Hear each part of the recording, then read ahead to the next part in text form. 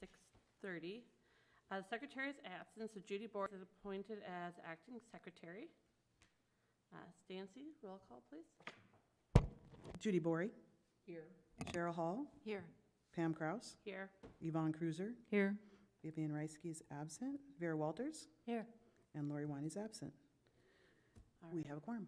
thank you. Request motion to accept agenda. I move we accept the agenda.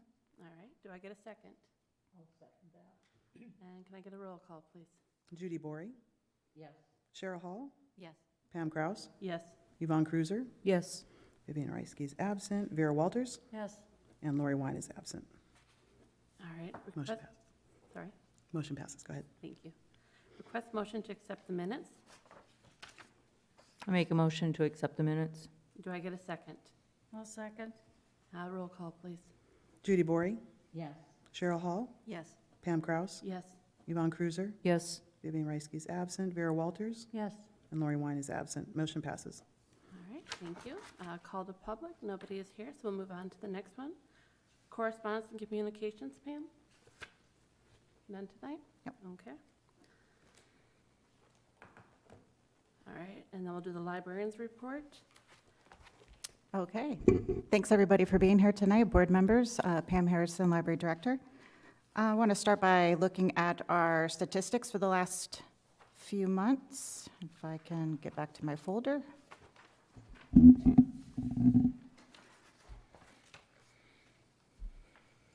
So there wasn't a whole lot of surprising data on the monthly reports. Our material circulation has remained pretty steady. Programming numbers also very steady, very high for especially children's programs. But we are seeing an increase in our adult program numbers as well because we're offering a lot more different adult programs at this time.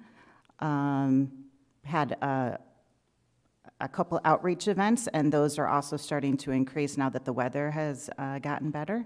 So we'll see some additional numbers associated with that. Did anybody have any questions about the monthly report? I noticed a really big jump in the seed library.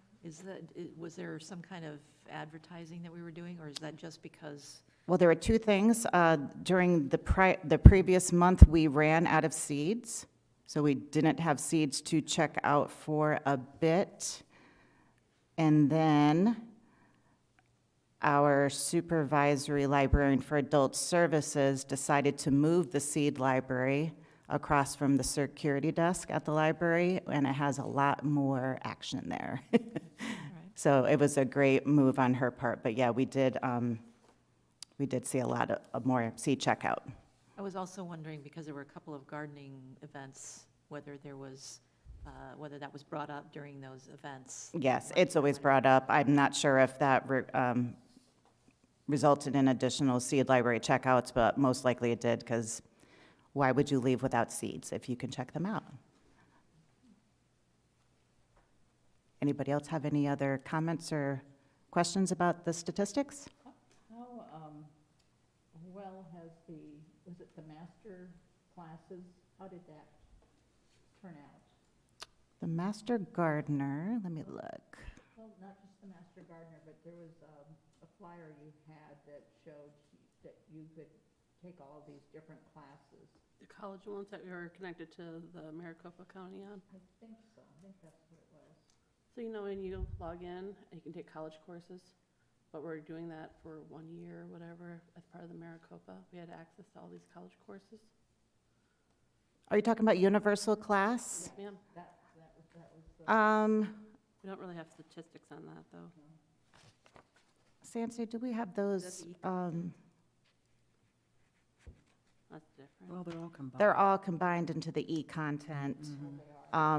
Yeah, I would have to pull those out separately. If I recall, they haven't grown a whole lot. It's still pretty low.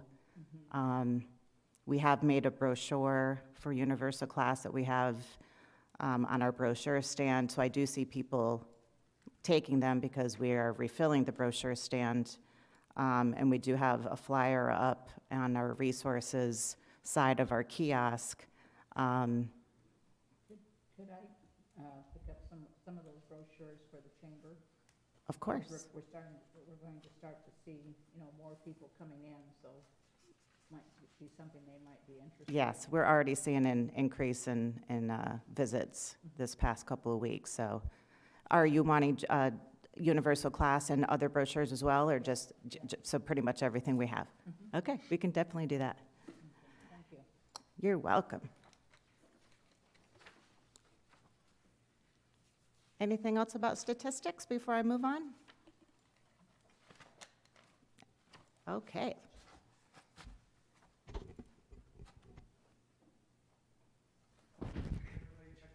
Yeah, I think everybody's got their mic on, but just double check.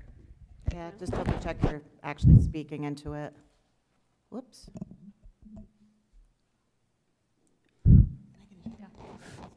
Okay.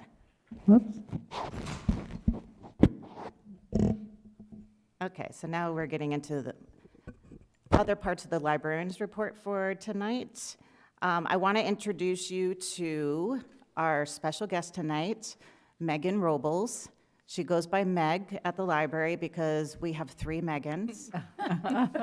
And we use last initials for the other 2, and so she was very kind enough to say, just call me Meg. So this is Meg Robles. She has been with the library for a year. She started off as a part-time library page, and I can't remember the exact date when you got promoted, but it was about 3 months ago? It was June. It was June, so 4 months ago. She is now a senior library assistant in our youth services department, and we're so glad she's there. I can already see families gravitating to her and the different offerings she is bringing to the table for the youth services department. She has a BA, Bachelor of Arts in English and Creative Writing. She is from Pueblo, Colorado originally, and she's been in Arizona now for 2 years. And I'm going to let her talk about what she's been doing so far in the youth department and what her plans and goals are for the next few months. And then I've got some slides of a couple programs she did in the past month or 2. Hello, guys. Again, my name is Megan Robles. I'm the other Megan. You can call me Meg. It has been so fun learning and growing in my new role over these past few months. Some of the programs I lead are Storytime and Toddler Aerobics. Toddler Aerobics is a program that incorporates literacy and dance and exercises for toddlers, promoting mindfulness and a healthy physical outlet for all the energy those little ones have. My main goals are to support and engage our youngest patrons by incorporating diversity and interactive learning to promote a fun environment. I recently did a month-long learning event where we had butterflies in the library. We had 30-plus little caterpillars, and the kids were able to come in weekly, some even more than once a week, and see them grow from caterpillar to chrysalis to butterfly. We had a party event where we eventually said goodbye to our friends and released the butterflies in the park. If you guys see any painted lady butterflies, that's courtesy of us, the library. After, there was a learning event where we emphasized the life cycle by including crafts and snacks. Some other goals I'm currently focusing on are reaching out to the homeschooling community at large. We have a lot of homeschoolers who come into the library, so we began reaching out to them and starting different programs. Recently, I did a homeschool social where we made ice cream in a bag, and we learned about the chemical reaction that happens to make the ice cream. A lot of kids and parents got to mingle, all whilst learning about the many programs that the library offers. I just wrapped up my Young Storytellers Club this week. It was a 6-week course where we explored what it takes to write a story, and I'm currently preparing for our Dia de los Muertos celebration, which is going to be November 1st. We have a lot of fun opportunities planned for the rest of the quarter, and I'm so excited to see what January has to offer. Thank you so much for letting me speak. It's been a privilege being here. Thank you, Meg. We're going to continue showing some other programs that have gone on the last month or 2 at the library. One new program that Penny Brumbaugh, our supervisory librarian and youth services, is heading up is Sewing Saturdays. From our Friends of the Library group, we were able to obtain 6 sewing machines, and then we also had a couple donated to the library. So every Saturday, she's got novice sewers, seamstresses, I guess, I don't know what that word is, seamstresses coming in to learn how to use a sewing machine and learn about fabric and other types of notions. So it is a series where they do that for several weeks, and then they start doing some projects that they choose on their own, and then they will unofficially graduate and we'll bring in another group of novice sewers. So this has been really popular. We received a lot of donations from the public, so much that I know Meg and Penny were trying to sort through them today to create some more space in our limited storage area. But we are very grateful that the Friends supported us in this mission, and the public as well, by giving us all of those donations. Another program that we did back in September was the Story Walk Night Walk. It had been rescheduled from August due to rain, and then the night of Story Walk Night Walk, September 23rd, an hour before the event, the darkest skies you had ever seen fell over Apache Junction, but no fear. Stephanie Green and Megan Carbiner and Jody Dutra from the Parks and Recreation Department, they persevered, and here they are. We got lucky. It wasn't a downpour. And they had, I believe, 88 participants that night for the event. The kids were given safari hats to wear during the story to act like they were explorers. There was glow-in-the-dark activities and crafts, and they all got to bring home these nifty little flashlights. So our book currently for Story Walk is called In a Dark, Dark Cave, and that is the book that will be out there for the next several months. I think I told you during our last meeting about a program for adults called Basics of Crystal Energy that was upcoming. Well, it has now passed, and it was wildly successful. We had 29 participants come to this program, which is very large for an adult program that is on a weeknight during non-winter visitor season at the library. Crystals and Crosses was there, along with another woman that I have forgotten her name. And they did a really great job. Lots of books on crystals were checked out. They gave lots of information, and all had a great time. The Bookmobile, I'm going to give you an update on that. Last week, the Bookmobile actually went on an excursion to the Bookmobile Conference, which was held in Scottsdale. The Association of Bookmobiles, I can't remember the full name, but it's called ABOS. Do you remember what it is, Meg? No. I should have written it down. I had it in my head. They held a conference in Scottsdale this year for libraries that are looking to either get a bookmobile or have a bookmobile. We had signed up to bring our bookmobile, and then we felt bad because we haven't gotten the new shelving put on the back yet that I told you about, that we got the grant, the LSTA grant from the state library. However, they were like, no, please bring it. We can see, I think a lot of libraries would be interested in seeing what a bookmobile looks like before and then kind of after.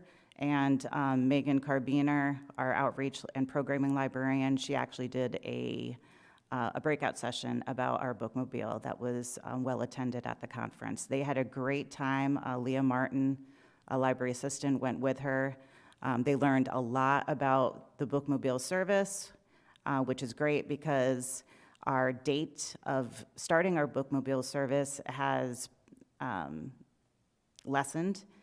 We found out yesterday that the Quality Vans in Tempe that is retrofitting our bookmobile had an opening for us to get in today. So we brought it down today, and it should be done in a couple weeks. And then, so we're going to be working diligently on getting the collection to put onto the bookmobile and working on getting the routes and stops set up. So that is our update on the bookmobile.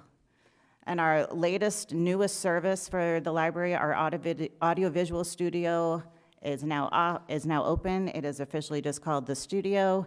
And in the studio, you can access such things as the iMac computer, green screen, 4K cameras, box lights, and LED professional lighting, microphones, and more, so that you can record podcasts, create vlogs, make your own films and audio recordings. we're hoping that people are going to come in and check out what we have. It's kind of on a learn-as-you-go process, and so a self-learning studio. We have everything there, tutorials and information to help them. So they could just have to book a time and come in to learn all about the studio. Pam, is there one person in charge of that studio and the equipment, or?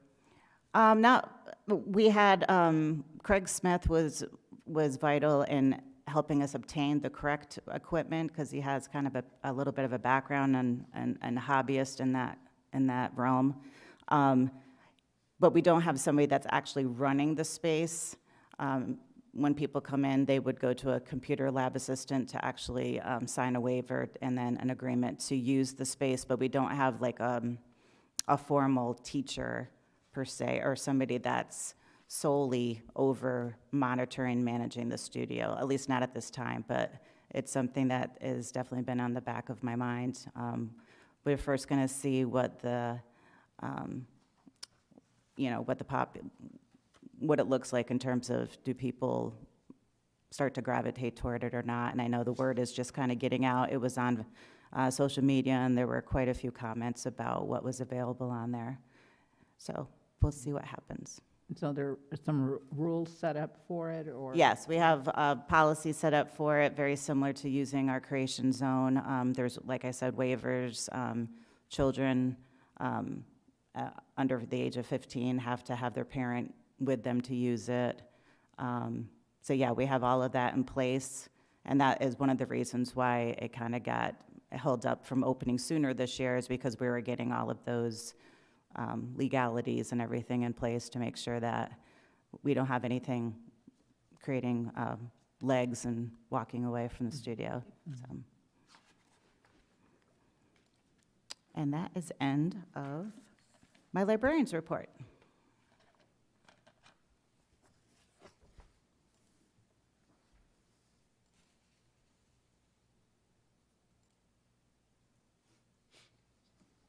All right, old business. Discussion and possible vote of update to library policy and procedures. Okay, so this is old business from our last meeting. You were presented with possible changes to be made to our materials selection policy. And it was such a long document and had so many changes that we decided, you decided to table it for this meeting. I did take a couple things into consideration in giving you a revised document for this meeting. And that would be that we did change, as was recommended, under the role of the library on the first page, letter B. It was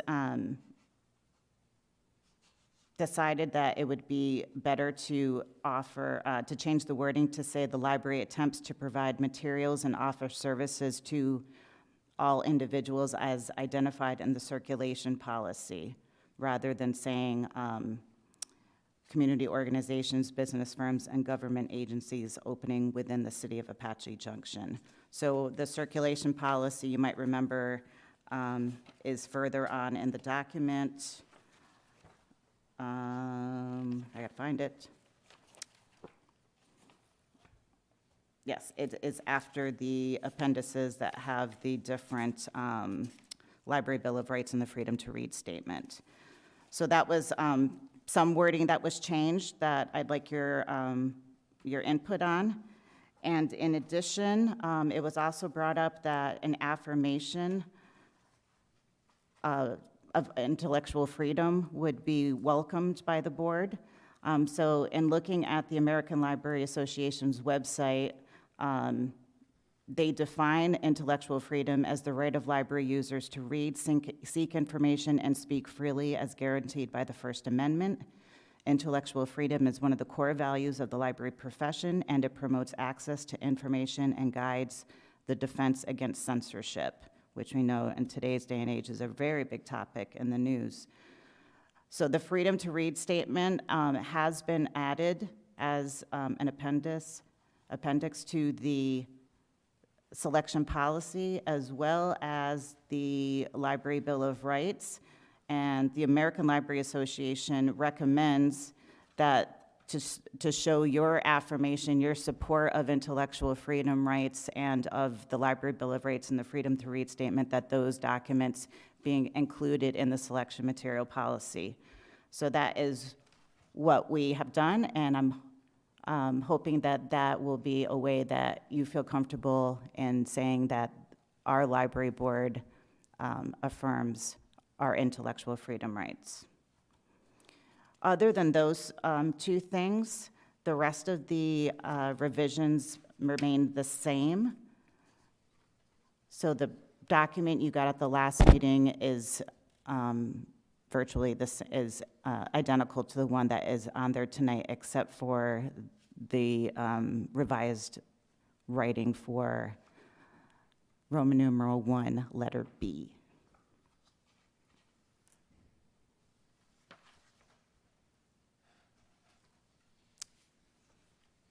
All right, anybody have questions? Will this, the freedom to read statement, will that be in the bylaws, or where? It'll, as it is, as I'm proposing it right now, it would be in our selection, our material selection policy. So our bylaws are more, your bylaws are basically what is guiding you as a library board for the city of Apache Junction. The material selection policy is separate from that. That's policies that run the library, or that guide the principles of the library. Okay. And I think, though, we did put the Freedom to Read statement and Library Bill of Rights in our The binders. binders. So they aren't necessarily in the bylaws that we have as a city document, but they're in the binder that we give you at the beginning of the year. Okay. Anybody else? All right, we'll move on to new business. Nope, we need we to need a approve it? motion to Oh, motion, approve the, okay, apologies. All right, request motion to accept the new policy. I move that we accept the new material selection policy All right. changes. Do I get a second? I second that motion. All right, roll call, please. Judy Bory, Yes. Cheryl Hall, Yes. Pam Kraus, Yes. Yvonne Cruiser, Yes. Vivian Reisky is absent, Vera Walters, Yes. and Lori Wine is absent. Motion passes. All right. Now to move on to the new business. All right, 22-644, discussion and possible vote of amending the Library Board of Trustee bylaws, Article 2 meetings. Staff will discuss a possible change to the current wording. The board shall establish a regular meeting day and time once a month for meetings related to regardless business purposes. The changes would replace the word once a month and the word on as needed basis. Good idea. I'm sorry, Vera? Good idea. So in order to make our bylaws more accurate and reflective of our current practices, we felt it would be a good idea to propose changing that wording, since, especially for potential new library board members, if they read the bylaws on the city's website and they see it's monthly, that might deter some people from wanting to serve, because it might be a time issue for them. But there are several other boards and commissions with the city that meet on an as-needed basis. And we fit into that description better than once a month, because I do want to take your time into consideration and meet when we have business to discuss.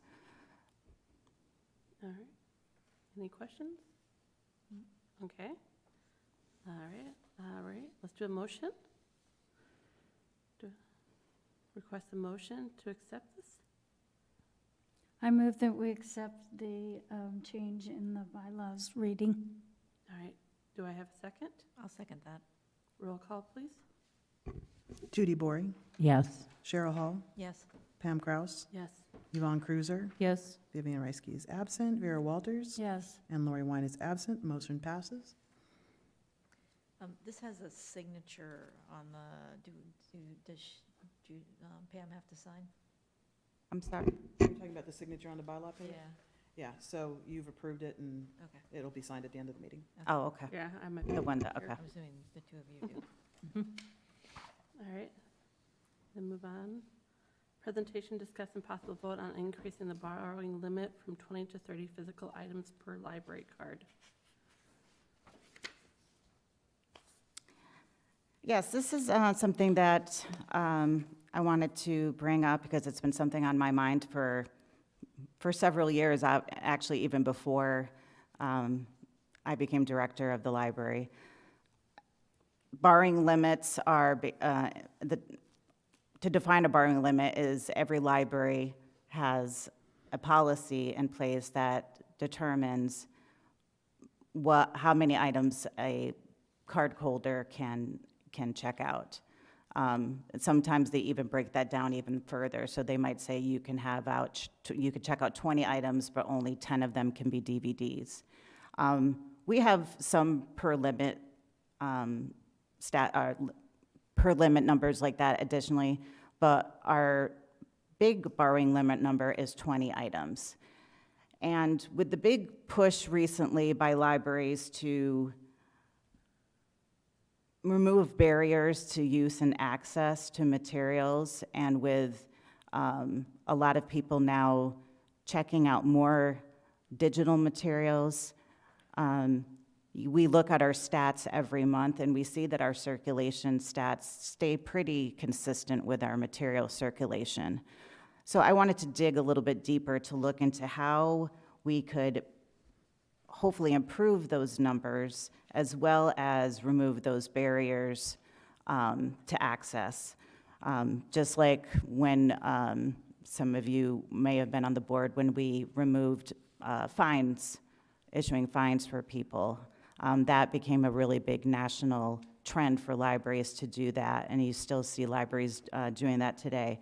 This would be another thing that we could do to kind of remove some of those barriers. We often have families especially come in. They might have 3 or 4 kids. Some of the kids might be babies or toddlers, and the parents don't always feel comfortable with getting a child that age their own library card. If that is the case, it really limits the amount of materials that they can check out if they're just if it's a single parent and it's one card. If you've got 3 kids, you could read a picture book in 3 minutes, and then you got to come back after 20 books and check out 20 more. And there's a lot of parents that want to be able to check out more materials because they want to get materials for themselves as well, and not just the kids. So I'm a data person, so I like to find an argument for everything. And I started off by looking at other libraries in the state and what their borrowing limits were. And initially I thought that, okay, well, if I can compare like cities that have similar populations to ours, look at how many items are in their collection, and then I could maybe see some parallels and to see if this would be something that would be a good choice for us. But what I found out, and there's going to be a lot of numbers on this, but don't get scared. There's no test. So I looked at 20 libraries or library systems districts in the state, researched what their borrowing limits were, what their collection size was, and then I have another one too that's got population on it, and then what their circulation is. And this is circulation of just physical materials. This doesn't include digital materials. So you'll see us at the very top of the yellow box, Apache Junction. We're part of the Pinal County Library District. And unlike other library districts like Maricopa County Library District, they have, I believe it's like 17 different branches, and all of their branches have the same policies and the same borrowing limits. Ours is different. Most of the libraries in Pinal County have a 20-item limit, the same as us currently. But Maricopa, the city of Maricopa, they have 50. And then Mammoth, Little Mammoth has 25, so they have more than us. So we started looking at, we have this sorted by circulation, so we're at 3, this is from, also from the Public Library Survey of 2020, so this is a little bit outdated, but it's within the last couple of years. We were at 390, Prescott Valley, you could see, is below us. Their collection is also a little bit smaller than ours. They have a 50-item limit. So I started to think, well, if they're offering a higher borrowing limit, why isn't their circulation higher? And that was kind of the correlation I wanted to make. But you have to take into account that just because they have 99,000 items and we had, at that time, 126, it's not necessarily the number of items you have in your collection, but it also depends on the age of the items, the condition of the items, the relevance of the items. If you have a library that has 80% of its collection is books within the last 5 years, and then you have another library where 20% of its collection is within the last 5 years, you can probably likely say that newer books are going to check out more often. So age has a lot to do with it. We've been really diligent in the last couple years to get our collection in better shape in terms of condition and look at usage stats to decide on what things deserve real estate on our shelves. So our number now has gone down to the lower 100s, which in a way is good, because the more research shows that when you get rid of some of the stuff that isn't circulating anymore and maybe isn't current and relevant, that your newer stuff that is better material circulates better, because people don't want to have to rummage through a bunch of things to find what they want. But getting on a side note there, you can look at some of these other libraries too. Yuma is, almost three times the size of our collection, yet their physical circulation is lower too. So I started talking to Sancy about it. She was great help with me on this. We took these libraries that are closest to our circulation, with us being the highest and the others going down lower, and we took the average of the borrowing limits of those libraries, with Prescott Valley and Maricopa, the city of Maricopa being the highest, and then us with a 20-item limit being the lowest. And it came out to a perfect 30. And that is the number that I'm also proposing that we raise our borrowing limit to make it easier for our customers to get the materials they want, to save their trips back and forth to the library.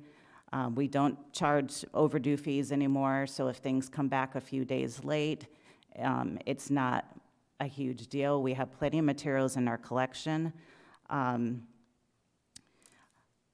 But in addition to this document, now this one's got a lot of numbers, but it's another way of looking at things. So let me show you this one too. This one has population in it, and I also have a couple other library type things in it. So don't worry too much about these numbers over here. What I'm going to be talking about is mainly turnover rate and physical per capita. So turnover rate for a library is determined by dividing the number of circulations of your collection by the total collection size. So the higher your turnover rate, the better. So you can see Chandler is way up there. They have a borrowing limit of 100 items. But if you look at their collection size, they have 3 different branches, but their collection size is not that big. Yet their population size is quite large. Maricopa County Library District, they have quite a lean collection size for physical materials, yet they have a huge population. But what we need to remember about county libraries too is that if you live in, let's say, Maricopa County and you live in the city of Mesa, you can go to a Maricopa County library and get a free card. You can go to a Mesa library and get a free card. You can go to a Phoenix library and get a free card. You can go to Tempe. You can go to Chandler. You can go to Scottsdale. So they have a lot more choices too. So we are down here. We are at a 3.07, which is a decent number. However, it makes you think, if we had a higher borrowing limit, what could that number possibly be? Now, looking at physical per capita is determined dividing the collection size by the population size. And if you look on this list, we are down here. We are the highest on the entire list. And unfortunately, the lower the number, the better for this, for this stat. So what does that mean for us? It means that having more materials doesn't necessarily correlate with more circulation. So why aren't our things circulating? And it can be a variety of reasons. It could be that we don't have enough new and popular books. It could be that we don't have exactly the things that our patrons are looking for. But we have a lot of new and popular books because I see them every day. Our physical collection, like I said, now is closer to 108, 110. So if you take that into account for physical per capita, and if you use our current circulation numbers with that, it actually raises our turnover rate. It would raise it to 3.61, which is a much better reason, or excuse me, a much better turnover rate. So it's like I said, it's not an exact science, but what could higher borrowing limits do possibly for us? We definitely have enough materials to satisfy the higher numbers. It's not like we're going to have empty shelves. And like I said, I think it's going to really make our patrons happy that they can check out more materials, because there is probably many times where they have to make a decision between, am I going to get these 5 movies and these 10 books and these 5 children's books, and they have to make choices. And there's often times when they come up to the circulation desk and we're like, sorry, you hit your 20, and we have to take items away. And it's not a good feeling. We want you to be able to check out those items. So like I said, this was a lot of numbers, but I kind of wanted to show it because I thought about it for a long time. And I wanted to show the work I did on it. But I wanted to know if you had any thoughts or questions about the possibility of raising our borrowing limit so that it is more in line with our neighboring cities.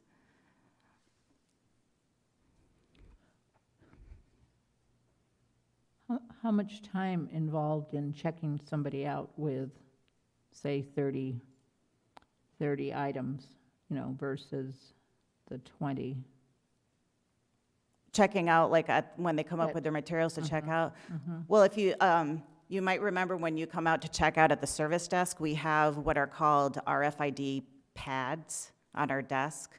So basically, you take the book and you lay it on the pad and it checks it out. So it takes literally a second.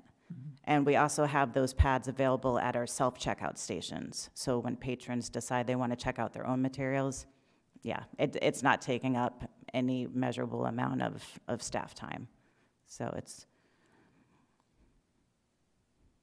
I'm always amazed that there are times when the line for the librarian to check out is pretty long, and the self-checkout stations are empty. Yeah, that's something we've talked about recently. For instance, Maricopa County Library District, their goal, and this was years ago when I used to work there, their goal was to have everybody use the self-checks to check out, because they wanted to save the service desk for people that had card issues. At the time when there were fines, they maybe needed to pay fines or fees, needed reference help, because nobody wants to wait in a line.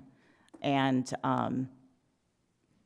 I think a lot of it's education. Some people don't know what those machines do, or they're afraid of them. I had a girl come up to the desk right before this meeting, and I was on the other side of the desk. And if you've seen our circulation desk, it's a big horseshoe. And I was lazy, and I'm like, I really don't want to walk all the way back around the desk. So I'm like, hey, can I show you how to use the self-check? And she only had 2 books. And we walked over there, showed her how to use it, and she was like, oh, this is great, I'll use this from now on. So a lot of it's just taking the time to teach people to use it and let them know that those machines are not going to bite you, and they're really, really helpful, so. Well, it would be like Fry's, and you have that assistant over there in the check, maybe if you had a volunteer that would, help somebody Yeah, and learn how to during, do it. and during winter visitor season, that's, those are the people that normally don't want to use the machines, but if they had somebody there to help them, so that's a great idea. When our security officer is there, he often helps people with it. So it's really nice, but like, he's not at his post all the time. But, so yeah, that would be a great idea to have somebody that, can, hang out in the bookstore area and see if people, if the line gets long and they're just holding items. The one thing that is unfortunate though is, and you probably know this, but if you get a book from another library in our system, you have to go up to the desk to check them out. And that is because not all the libraries have the RFID technology, so we have to actually scan the barcode. So that is the one downfall, but. All right. Motion to change the borrowing limit. Do I have acceptance of this? Considering the research that the director did on this, and she believes that the limit could go up and should go up, I move that we do that and keep track as much as possible if it does have an effect. All right, do we get a second? I'll second that. Roll call, please. Judy Boring, Yes. Cheryl Hall, Yes. Pam Kraus, Yes. Yvonne Cruiser, Yes. Vivian Reisky is absent, Vera Walters, Yes. and Lori Wine is absent. Motion passes. Thank you. I just wanted to add to this, though, this wouldn't be an immediate change. This is something I'm looking to roll out at the beginning of the new year. So anybody listening out there, January 3rd is the goal date.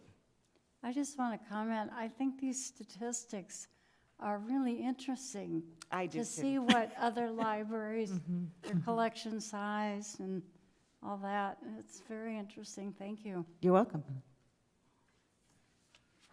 All right, do we have a request for future agenda items? Do you have a plan to give us an update on what's been going on with the library strategy, the 5-year plan? Some of the stuff that we've been covering over the last. Yeah, nothing has changed since the last meeting in terms of the goals and strategies have been set. It's on our website. It's been shared with stakeholders. The only thing that has happened is some movement in our tactics. And yes, I can definitely give you an update at the next meeting on the things that we've worked on so far. Thank you for bringing that up.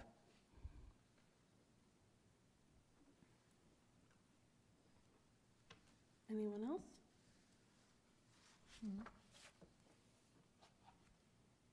All right, looks like we're going to adjourn this in at 7:11. Thank you.